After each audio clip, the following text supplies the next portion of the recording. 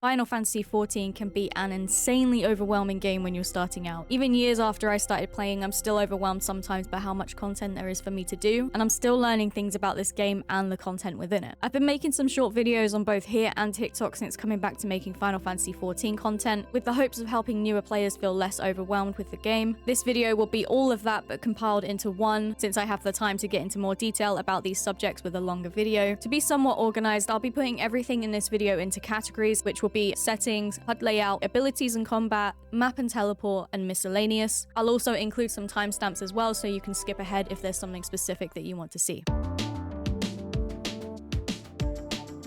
In your character configuration, under item settings, you can choose how your inventory interface looks. I have my inventory set to open all, so when I open up my inventory, it shows me the entire thing, but you can also change it to expanded or leave it on normal. Expanded and normal just means that the inventory will look smaller and you'll have multiple pages to go through instead of the open all option where it's just all on display for you. Part of your inventory is your Armoury Chest, which is, of course, where all of your gear and weapons go. There's an option here where you can choose if you want to store all newly obtained items in your Armoury Chest. If you have this unticked, then any gear that you pick up from dungeons or quests will go straight to your inventory instead of your Armoury Chest, and you'll have to manually place the items in your Armoury Chest instead. But of course, having this ticked means that the game does this for you. Some mounts in the game have their own music, but if you want to, maybe it's a piece of music that you're not a big fan of, then you can turn it off in the sound settings here in your system configuration. If the login notifications are starting to annoy you, you can turn them off in your character configuration. Go down to UI settings, stay in the general tab, scroll down, and you can untick show upon login for recommendations, play guides, or achievements. Coming back over to your character configuration, there's a lot of things you can change if you want to. I've changed quite a few of these things myself because they make playing better for me, but let's go over some things. First, you can change how your name is shown to you on your screen. I have my name hidden to me all the time, but you can also change if you want to see the names of pets and companions too. In the others tab, you have the same settings that you can change that I've just mentioned, and you can customize that to your own liking. I have party members' names shown to me as initials,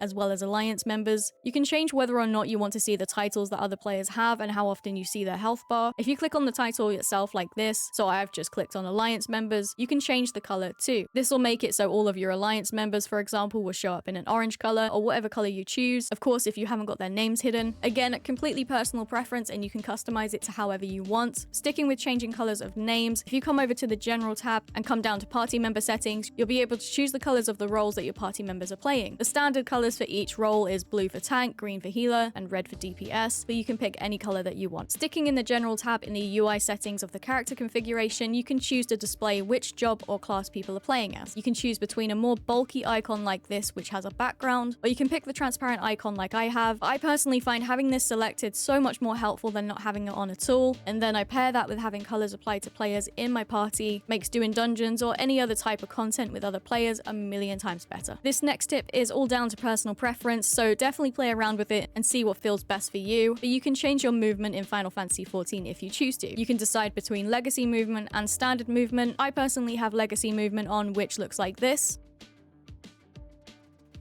and then there's standard movement, which looks like this. Again, all personal preference, so if one doesn't feel right to you, you can change it if you want to by going to your character configuration and going to your control settings. When you load into a piece of content with other players, you'll notice that everyone has a character portrait. Each individual job can have an individual portrait that can be shown when you enter a dungeon, trial, etc. But if you want to hide those portraits when you enter these places, then you can do so in your UI settings under General. I like to keep the portraits up at the start of the dungeon and at the end in the commendation window, just because I love seeing how creative everyone is with their portraits, but it's all down to you and what you want on your screen. In your character configuration, under UI settings and in the HUD tab, you can pick which times you want displayed on your screen. There are 3 types of times that you can choose from. You have Eorzea time, so whatever the time is in the game itself, local time, and server time. And you can have all 3 displayed at the same time, like I have, if you choose to.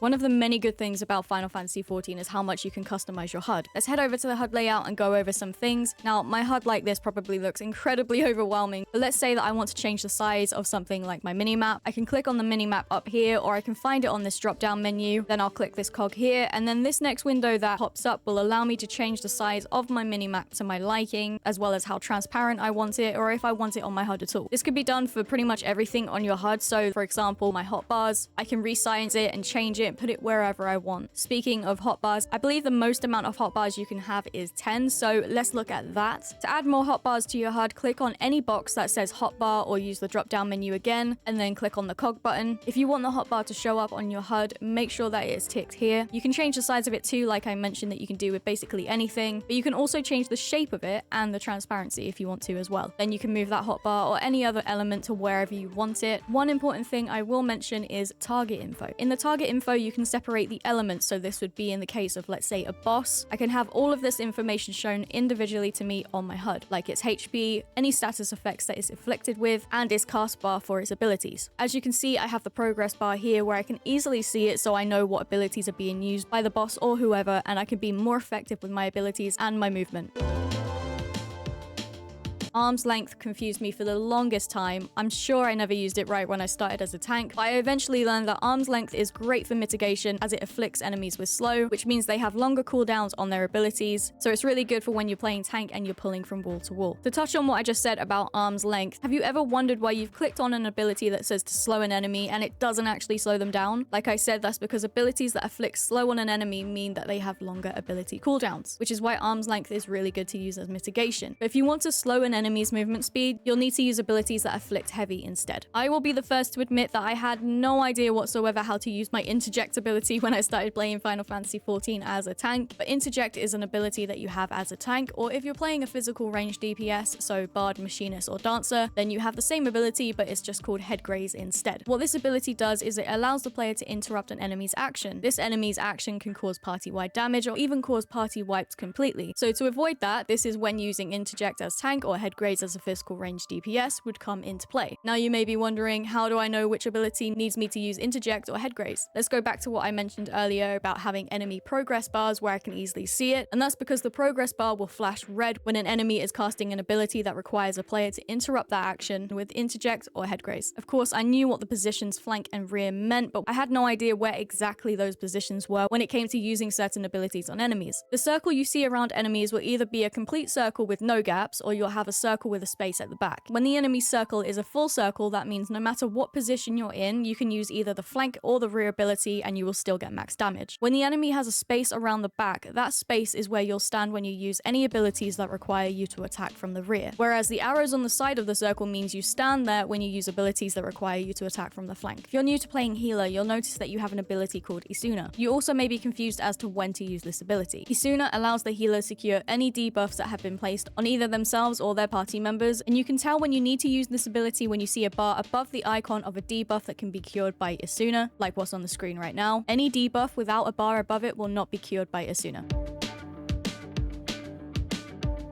You can lock your map so it doesn't disappear whenever you click escape. Just hover over your map and click the lock button. If you still have your map completely filled with quests like mine, you might struggle to find Aetherytes to teleport to. If you hold down control on your keyboard, the Aetherytes will appear above any quest that you have surrounding it, making finding these teleports so much easier. If you can't remember exactly where to find your custom delivery NPCs or society quest locations, if you come over to your character menu and click reputation, you'll find all of the societal relations you've unlocked. So if I were to click on a name, let's say I wanted to find where the Moogles were located. If I click on Moogles, it will then show up on my map with an exact location. The same for custom deliveries, just in a different menu. If you come over to your timers, click on custom deliveries, and then click on the NPC you want to deliver to, it will also then show up on your map exactly where you need to go. Not only does your teleport menu show you every location in the game, but there's also categories at the top. This may seem really obvious to some, but I didn't figure this out straight away. So as you can see, Ishgardian places are all grouped together, the Far East is all together, then there's an other tab for other areas in the game too, like Mordona. You also have a history tab here showing you your recent teleport locations, and a favorites tab here at the end as well. Sticking with your teleport menu, if you click here, you'll come over to your teleport settings. Here you can set a gil allowance, which means if you have Aetheryte tickets and you set an allowance for, let's say, 100 gil, anytime you want to teleport somewhere which would cost you 100 gil or more, you will use an Aetheryte ticket instead if you choose to. You can get yourself Aetheryte tickets through doing daily and weekly hunts from your Grand Company. You do have to be a certain rank in your Grand Company to be able to accept the hunts from the hunt board, but you can also get the currency you need to be able to purchase Aetheryte tickets from participating in hunt trains, which is essentially one really big powerful boss which appears throughout the world, and groups of people will party up to take it down and you will get rewarded for it. I won't go into any more details about hunt trains in this video, as there's a lot of information that comes with that which may be confusing to those who are just starting the game, but there's a bunch of videos and information online regarding that sort of thing if you want to know more.